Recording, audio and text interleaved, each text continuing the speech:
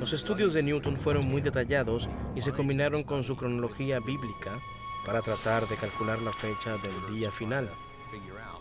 Así que su estudio sobre el templo de Salomón se realizó con ese fin.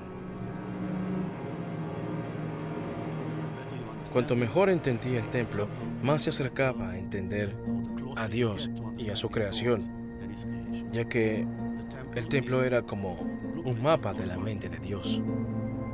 El Templo de Salomón se construyó originalmente en Jerusalén cerca del año 1000 a.C.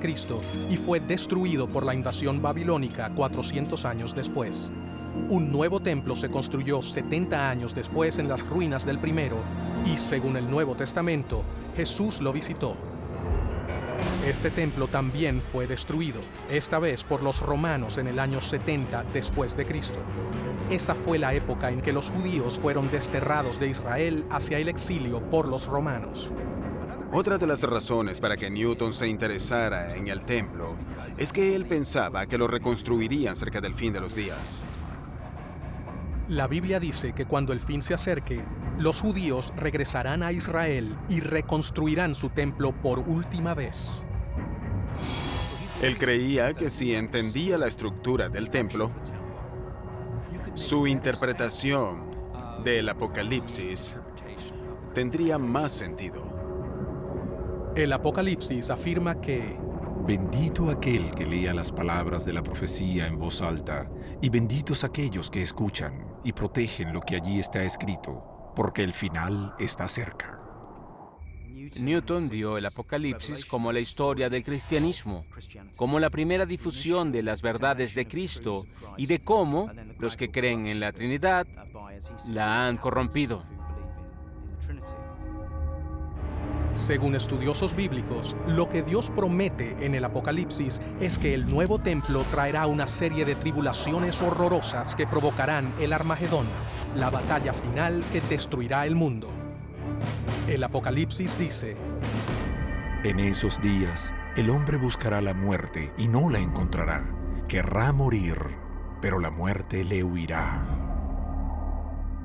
Se supone que antes del día final se reconstruirá el templo de Jerusalén de la misma manera y con las mismas especificaciones. Por eso es que es importante captar su verdadera esencia. Newton pasó años convirtiendo pasajes de la Biblia en dibujos elaborados y fórmulas matemáticas, convencido de que Dios había diseñado el Templo de Salomón. Estaba fascinado con su arquitectura, que creía le daría pistas sobre la creación, el regreso de los judíos a Israel y el Apocalipsis. Nosotros vemos el Apocalipsis como el fin de los días, pero en realidad Apocalipsis se refiere al clímax, la revelación de la profecía de Juan en la isla de Patmos en el Nuevo Testamento, y Newton veía el Apocalipsis como la historia del cristianismo.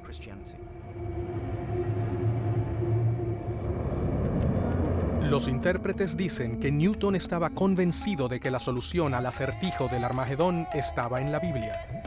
En el libro de Daniel, el primer paso hacia un cataclismo decisivo tiene que ver con el regreso de los judíos a Jerusalén. Hay algunas interpretaciones donde se dice que Daniel predijo el regreso de los judíos en algún momento del futuro, pero descrito como si fueran algunos días. La interpretación más común es que esos días son en realidad años y que serían aproximadamente 1290 años.